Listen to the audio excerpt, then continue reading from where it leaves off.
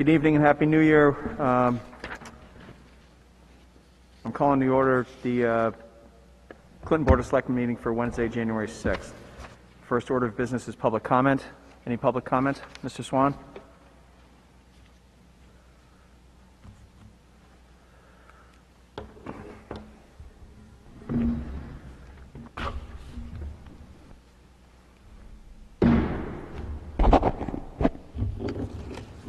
Jeff Swan, 132 Franklin Street. Clinton, the town of Clinton, exists in the county of Worcester, northern Worcester actually. And northern Worcester exists in the state of Massachusetts, and Massachusetts exists in the United States of America. Today we saw what Make America Great really means. It means to have a Congress of the United States of America interrupted in its constitutional duty of certifying the election of November 3rd. It means to have enablers start a stunt that they know is a facade, a trite, meaningless action to simply gain favor with the world's biggest grifter. It means that narcissistic, fascist wannabe can undermine the 250 years of democracy. It means white privilege is a rule, not a concept. The ugliness of MAGA is everywhere. It is in the objections to the election that had no meaning other than to extend the time that Trump can raise money. It is in Trump's call to arms that provided him with an ego boost. It is in the lack of concern for the 3,500 plus Americans that died today of COVID. It is in the disregard for the peaceful transition of power. It is in the hypocrisy of protests. Black and brown people are arrested and shot for standing in the street to protest the death of a citizen at the hands of police. Armed white people storm the Capitol, interrupt the proceedings, commandeer the well of Congress. Not only are there no arrests, but the police action is to de-escalate the situation. Today we became a third world country. Today we waited as Trump sat in the Oval Office and watched the fire he stoked consume the Capitol. Today we watched as the standing of the United States as a leader in democracy became the laughing stock of the world. Today we saw the insurrection and sedition responded to with words of, "You are special, and we love you." To the Trumpers everywhere, this is what you enabled. This is what you wrought. May the day forever bear you shame. We will not forget. We will not forgive. Thank you. Thank you. Any further comment? Hearing none, we'll move to review of minutes. We have minutes for December 16th, 2020. What's the pleasure of the board? Mr. Chairman, I move we accept the minutes as presented. I'll second that motion. Motion made and seconded. Any discussion? Hearing none. All those in favor? Aye. Aye. Opposed? 5-0. Meeting with the Board of Health. Welcome, gentlemen.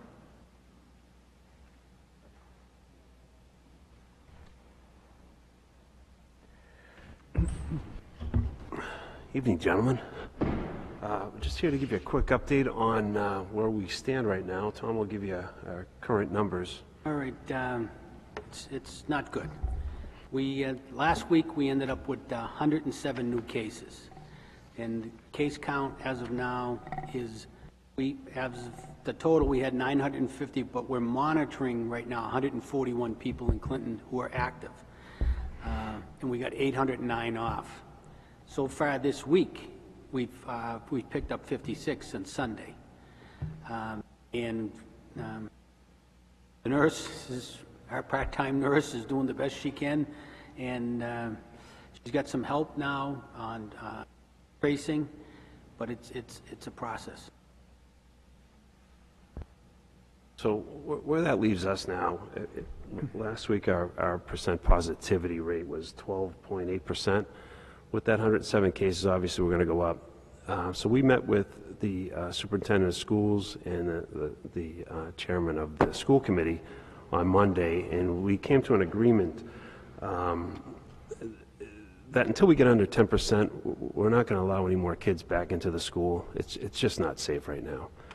So that is going to be our threshold for just about everything right now. Until we get under that 10%, we're not going to allow any activities to take place or anything of that nature. We've had some requests for some fundraising, door-to-door, stuff of that nature. Started right at the first of the year, and we just asked everyone we're not in a good spot right now. Let's hold off until February 1st and look at it at that time. So that's pretty much where we stand right now.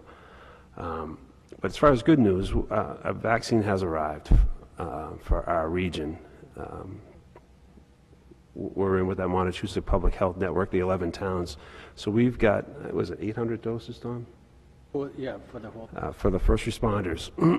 So currently, we're trying to coordinate dispensing sites for next week, Leominster, Fitchburg, Gardner, and in Clinton. So we're still trying to work out the details, but hopefully by the end of next week, our first responders will receive their vaccine. I don't know if you want to explain how it's going to work, Tom?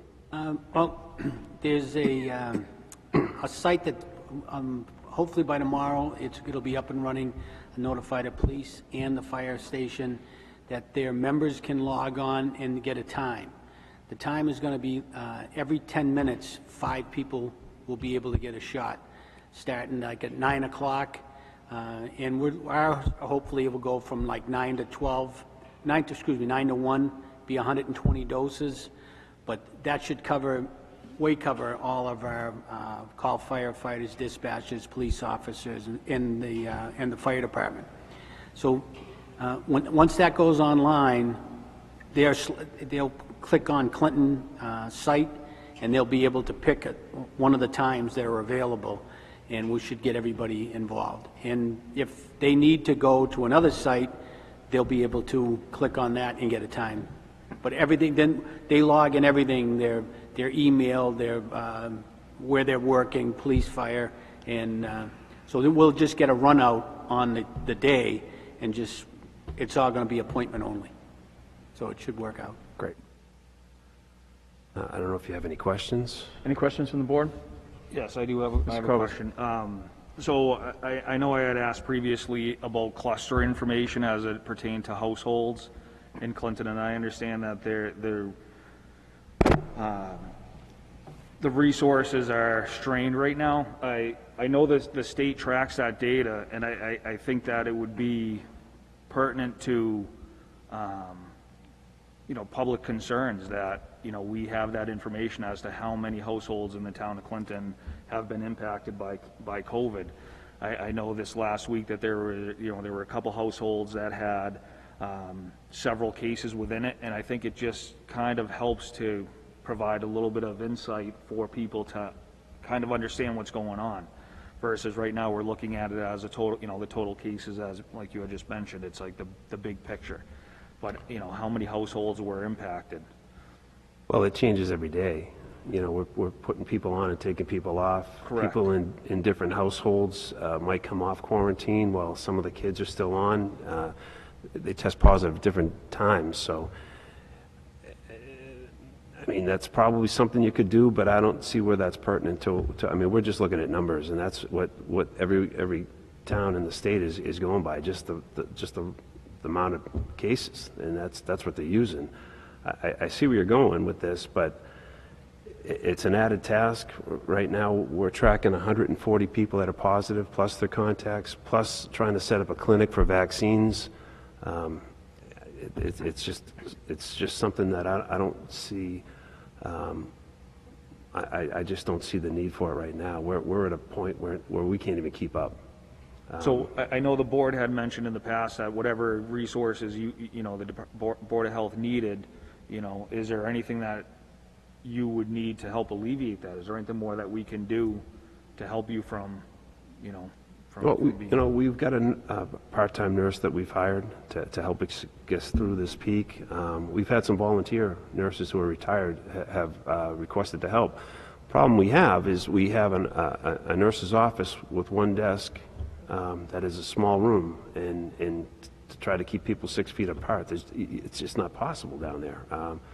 We're all crammed in the room next to it, and we just don't have the space. So hopefully when it comes time to do these clinics, we will call on these volunteers to help us out, and that'll be huge, because as the vaccine becomes more readily available, I mean, we're going to be looking at seniors and teachers and DPW, and it's going to be more than a couple hundred at a time. It might be 1,000. So that's where the help will really be needed with volunteers and retired nurses and whatnot. We could have a drive-through at the high school for the seniors. So we're in the first stages of this. It's going to be a long road. We'll be doing this probably through the summer. hopefully not, but I don't see how it can go any faster. But we'll definitely take you up on that when the time comes, for sure. And as far as the clusters, the only reason I ask is because I had looked at the data from the previous weekly report, and within the state as of November 28th, that it's 94.5% of clusters identified are pertain to the households, right? So, and I know that there were, when we're talking about the schools right now, it's less than 1% of clusters are pertain to the school setting, right? So I think it just kind of gives a little bit of additional insight as to where, where this is being transmitted. Mr. Chair, just a point of order. I'm not opposed to getting data broken down in different methods, but shouldn't any request to the Board of Health be a request from the board itself versus a request of an individual member of the Select Board? And I'm not saying that the Board of Health even has to honor it. It's a request, and they may not have the ability to fulfill that request. But I don't want 5 different board members asking the Board of Health for 5 different requests for information broken down in various ways.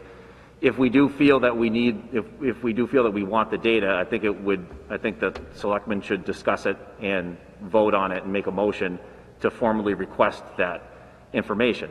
That's not to say that they still have to, they may not be able to provide it to us at this time based on a resource constraint. That's number one. Number two, if any resources that you guys think you need, and if you think your office is too small, if that is any sort of a limiting factor, or if you think you need another part-time employee to handle the tracing, I mean, I don't want to speak for the board, but I think that I am speaking that we're willing, any additional expenses you guys think that you need to handle this pandemic, I would hope that you guys would be open to request them, because I think everyone up here would be more than willing to give you those funds or those resources. Well, thank you. And I know you guys have helped us out every time we ask, but right now, let's just see which way we pivot here. But going back to the data, Matt. To the HIPAA. Yeah, we just get addresses. We can't. None of us have access to that other than a nurse. It falls under the HIPAA law. It's people's names, date of birth, address, symptoms, conditions. There's a lot that goes into that she inputs. I would never ask her for it. I won't ask her for it because I'm not a medical professional. I have no reason to have that data. I don't know how that would help us out down the road, but I couldn't give it to you if I wanted to. And not only that, I don't want to jeopardize the trust, the public trust. I mean, that's confidential information. I don't want to pick and choose things out of that report and then take the time to compile another report and present it to the board and say, well, here's where we think the danger zones are. I just don't think that serves any purpose right now for what we have going on. I mean, we're at the worst we're going to be, I hope, this week. And we want to start focusing on it going down, and that's by closing things down and containing things. It's isolate and contain, and that's our goal, and that's why we set the 10% threshold for anything going forward. And hopefully it's only 3 or 4 more weeks, and that's what we're thinking. And I think we've been fair with the school. We're doing basketball. We're trying to get the sports off the ground. We've already had 2 students test positive, so. As far as it not being transmitted in the school, we're going to see soon enough, and let's just see what happens over the next couple of weeks. We're all part-time people, so we're doing the best we can. So, yeah, down the road, we're definitely going to need some help, but for now, our heads above water, barely. Yeah, to put it in perspective, I know everyone's numb to this. It's not quite national debt territory, but the numbers come out every day and we hear red, and Steve and I have talked informally that red probably isn't our color anymore. Like, red was good a month ago. This is just a different red. Yeah, I've been keeping informal records of this, and from April 1st to October 27th, we had 300, that's when we hit 350 cases. October 27th.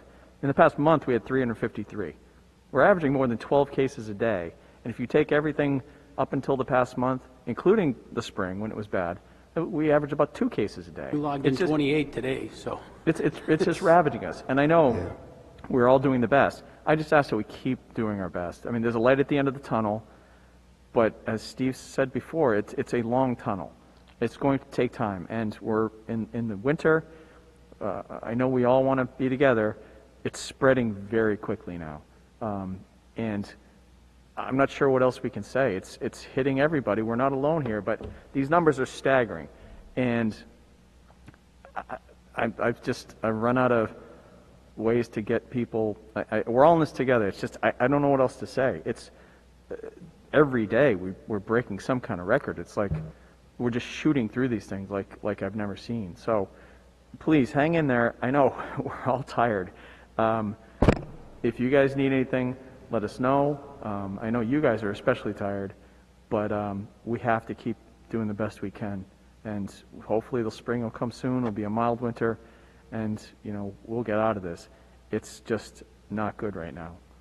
So, Mr. Chair, just Yes. one last thing. Just curious, if is there any hope from the experts that with holidays over and the excuses for people to congregate like Thanksgiving, Christmas, and New Year's was, now that that's behind us, is there any hope that they think that may contribute to a leveling off or possibly a slow decline in the numbers? I would think that it should start coming down. I think if it doesn't, I think the governor would have to make a move and start shutting things down again, and hopefully that doesn't happen. Okay. We're hoping. Okay, thank you. anything else? No, that's all we have. Keep up the good work. Thank you, Okay, gentlemen. thanks, guys. Thank you. Done a good job.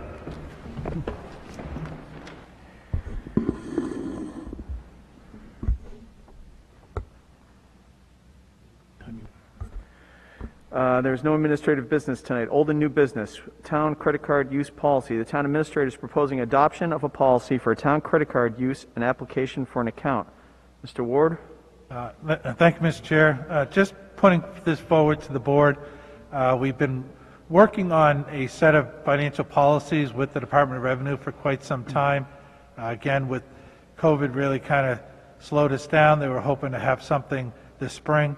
They recently had sent us a package to review, but there has been a lot of requests amongst departments about a credit card policy. We've been talking about it for a couple of years, but we've kind of tried to move very slowly on that.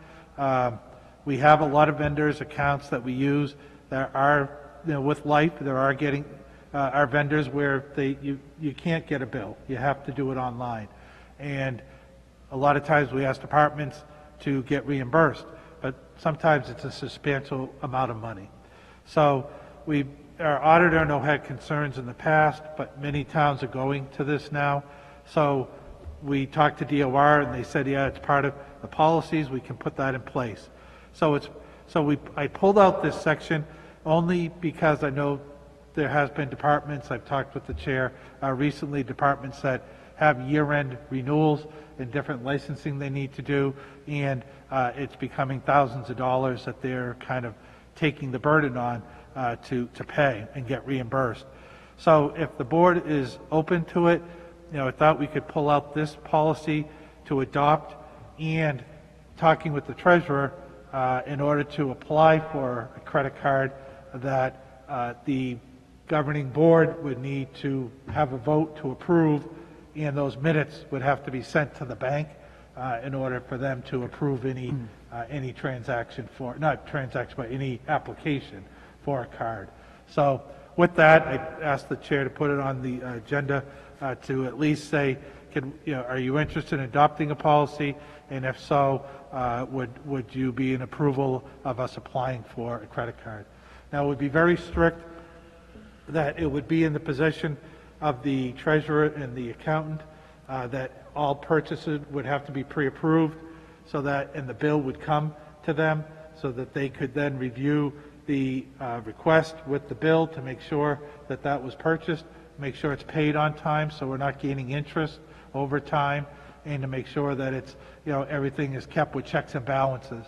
I know a lot of times in the past there's been entities where credit cards have caused problems, and that kind of opens up avenue for fraud.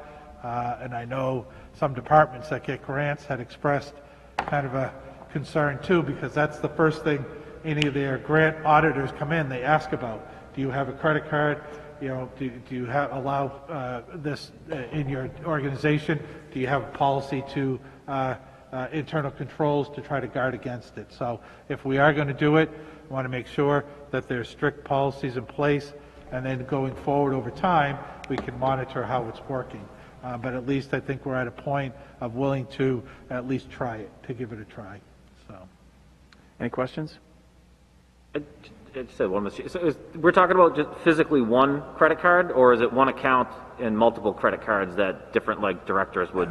well, I think it would be mostly one card, because most of the transactions that departments are looking for are online transactions, so they would just need the number, Yeah. the account number. So I think it would be just one card, and then use it as needed. You know, I mean, we're not looking to say people should have credit cards to go buy something at Lowe's or Home Depot.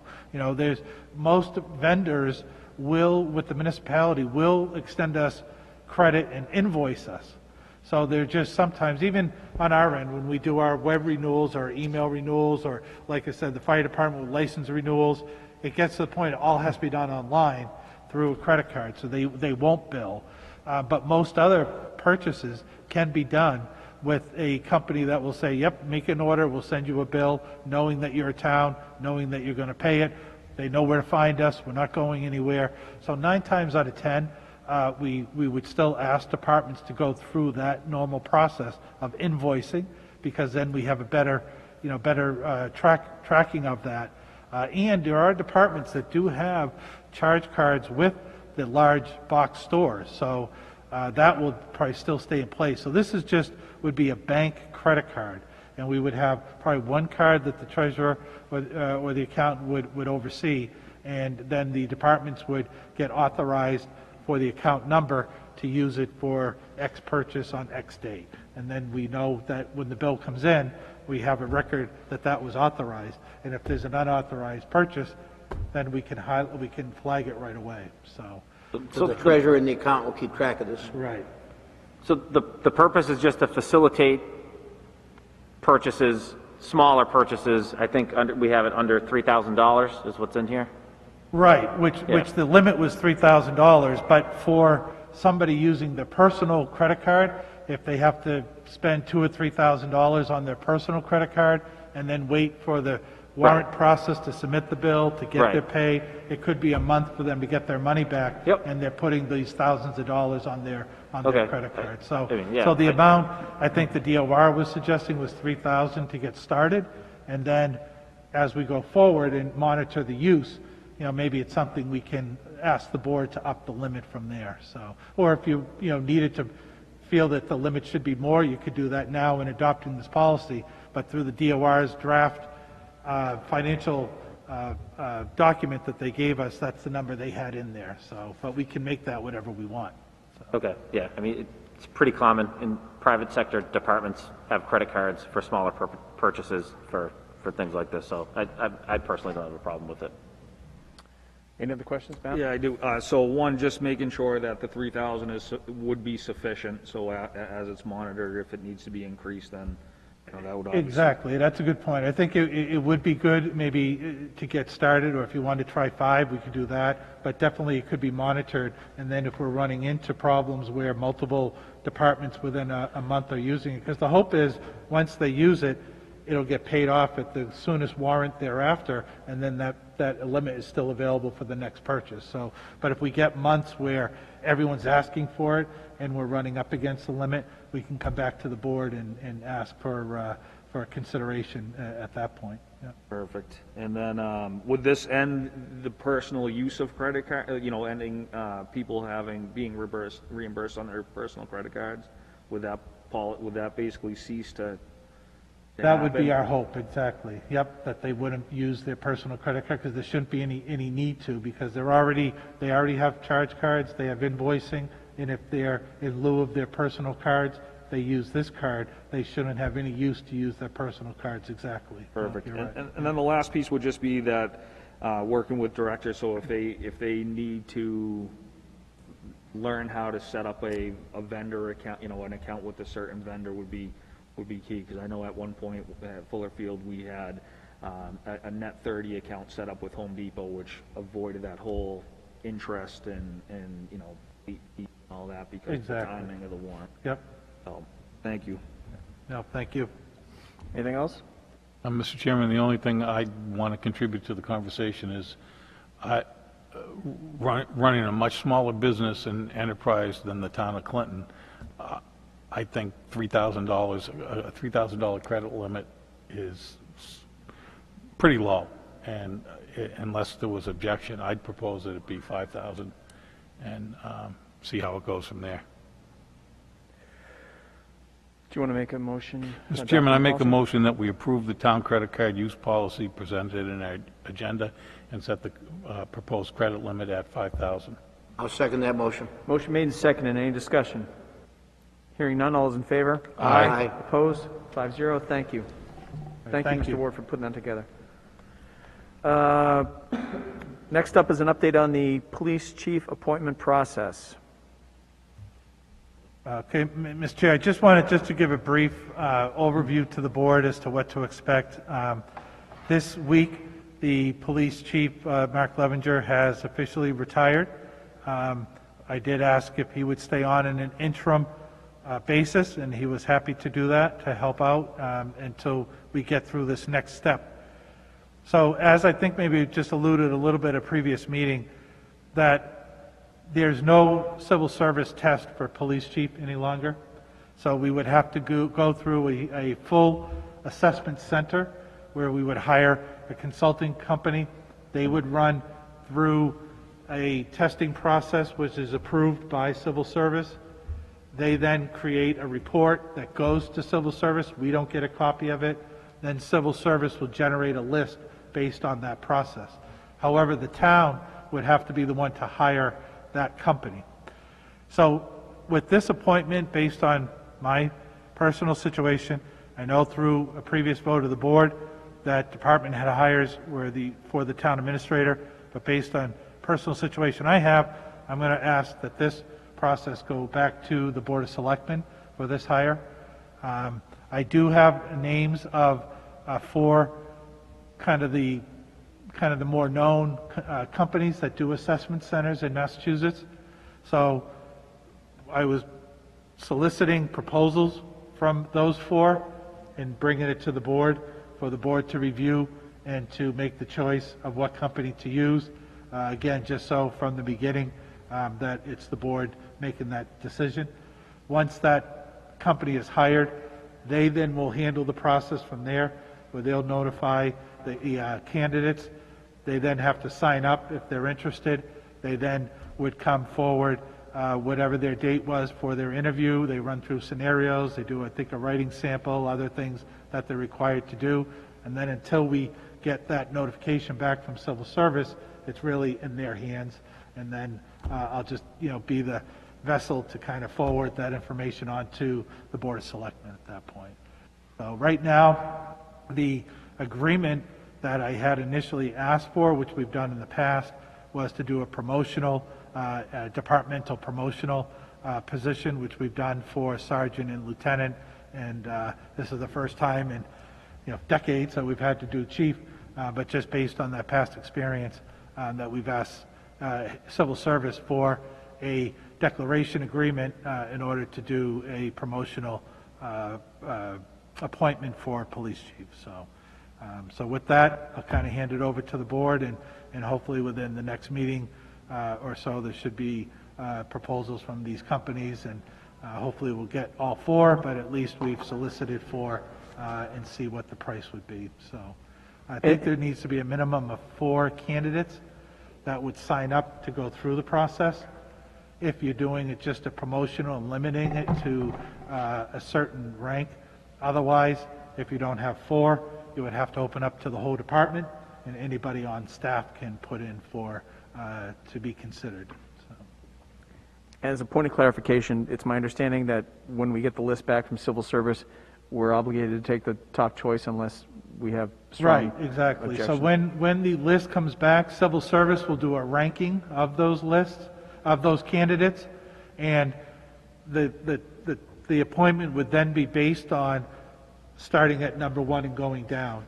So if there is consideration that, you know, number two or number three would be a better candidate, that's something that the board would then have to put a justification in writing, and if the bypassed candidate objects, it would then have to go to a hearing at the Civil Service Commission in Boston, and we would then have to make the argument as to why the town bypassed the top candidate. So I don't know if the solicitor wants to add.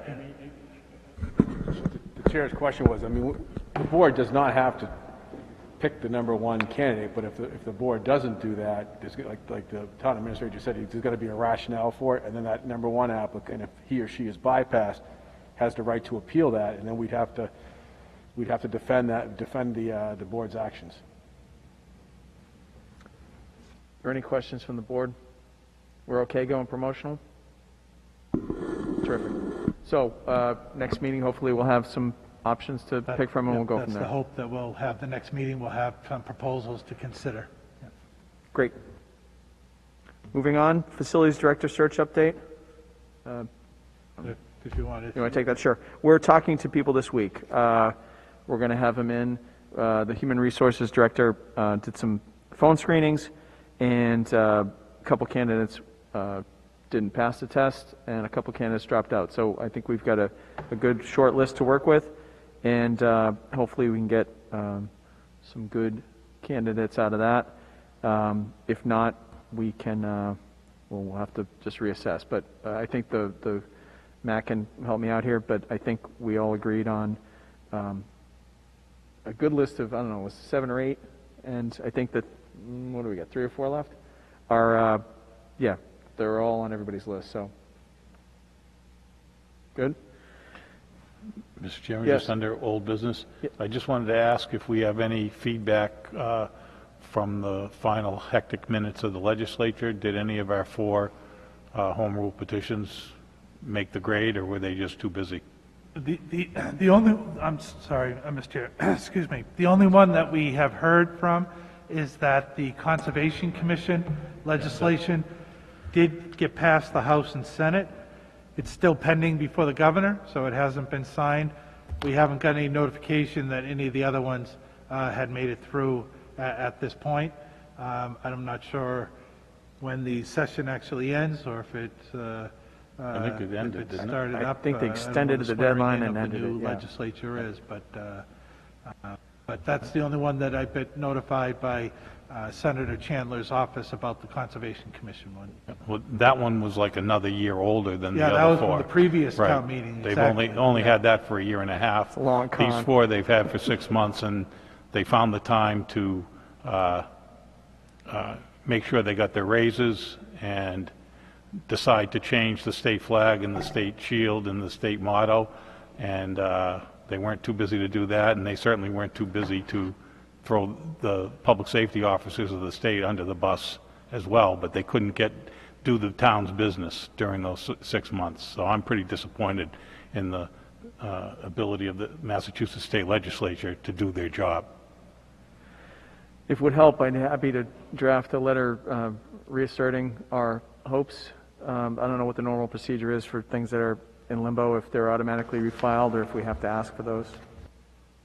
Yep. I guess we'll Yep, convene absolutely, afterward. yep. Because they would, in the new legislature, they would be refiled. I think the vote of town meeting is good for 2 years, so they would be refiled and they would get started through the process. I think when I had looked them up for the last meeting, and I know our state representative was here, so he gave the update, I think most of them had been through committee. I think all but the liquor license one had gotten passed through committee, but it was then getting on the agenda, the orders of the day to actually get voted, because it goes through 2 votes in each house, so it's got to go back and forth, so each branch. So I'll follow up again to see how far they made it, but definitely reinforce that we want them to hopefully get on it immediately at the beginning of this new session as well. Especially since we have a new state rep and a new state senator.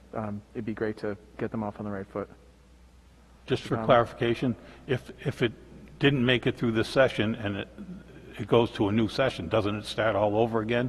Yes, yeah. They So would get, the fact that it made it through committee is irrelevant, they have to start over again? no, but I think the hope is that if the committee had already vetted it and reviewed it, that it would go quicker through committee this time again because they've already gone through their review.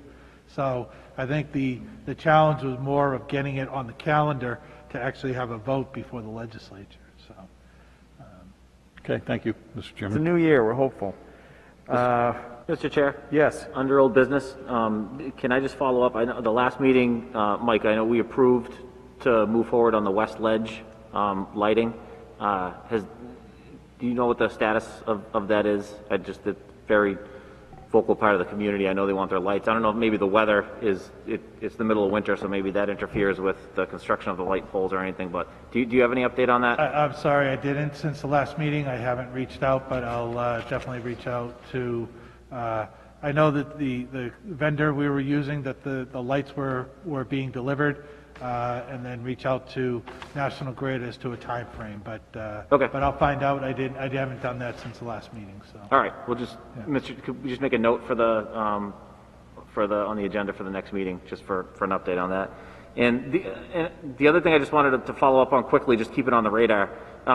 Where are we at with the accounting software? I know a couple meetings ago we had brought that up, kind of resurrected that, and to be honest, I kind of forgot where we left off on it, but I know we talked about it. And do you know where we're at with the purchase? We've had a kickoff meeting with the company and all the financial department heads, so it's just going through the process now of having to get it set up, and we have to do a chart of accounts as the first big step. So it would be bringing in a consultant to work with the software company to develop a chart of accounts in order to move all of our data onto the new software company and then come in and do training. So our target was July 1.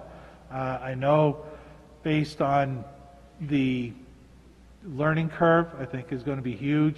So I know there's some concern about making a July 1 time frame, but that's what we kind of talked about in the kickoff meeting that we had at the end of last year. So so it is moving forward, so it's just a matter of, the contract's in place, and they have their implementation team set through the software vendor, so it's really just kind of going from here. They said it would be probably a 9-month implementation process, so, our target is July 1, and we're going to try to make it, so. Okay, thank you.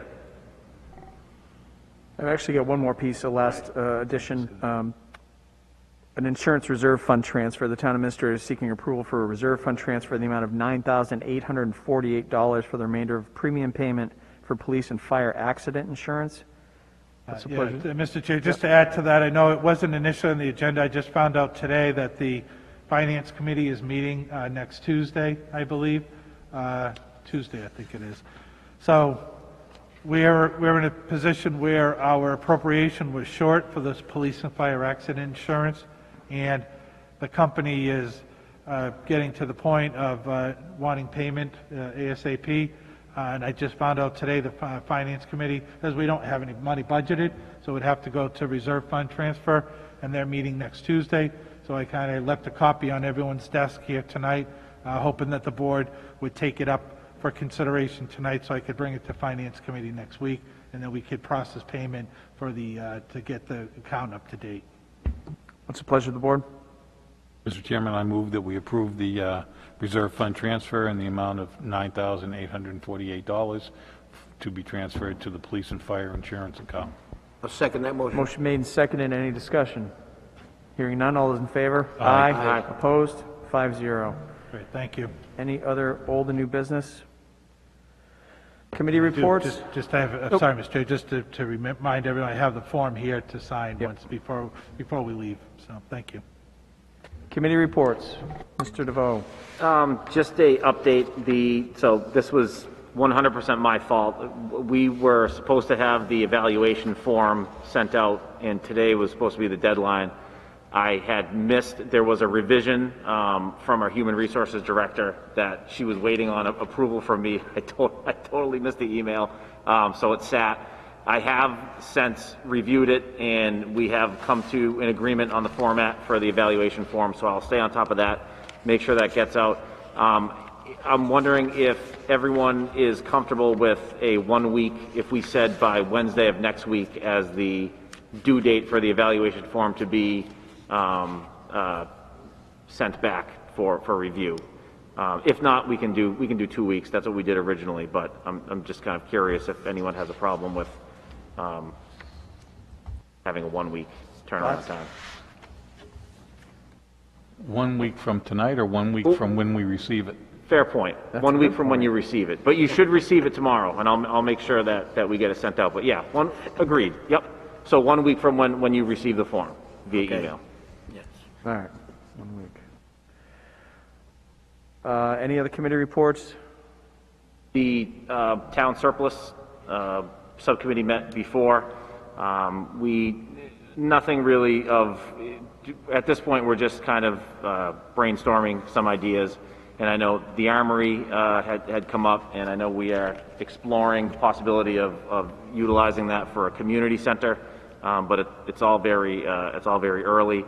We're also going to re-engage with the school committee about discussing the fire station to see if we could get that handed over back to out of the school's jurisdiction, and see if we could possibly repurpose that building for something, because it has sat stagnant for a number of years.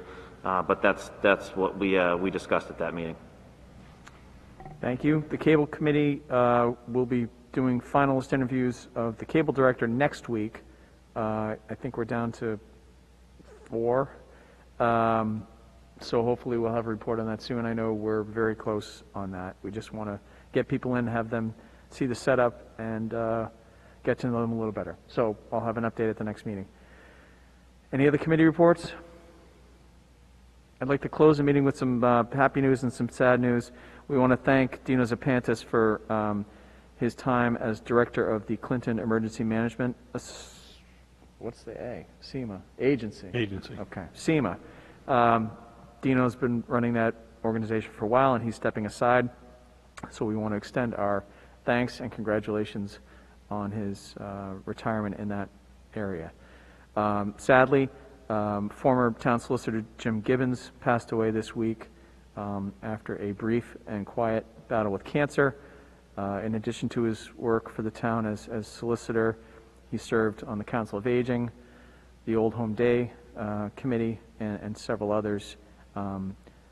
Personally, he was always one of the sweetest guys I've known, and I was very sad to hear the news. So if we could just close this meeting with a brief moment of silence in memory of Jim Gibbons.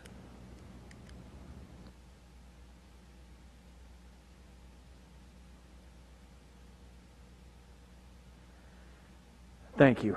We'll now be going into executive session for Article 2 of the Open Meeting Law. We will not be returning. We enter through a roll call vote. Mr. Busnow? Yeah. Mr. Kobus? Yes. Mr. Connolly? Aye. Mr. DeVoe? Aye. And the chair is aye. That is it. Thank you and good night.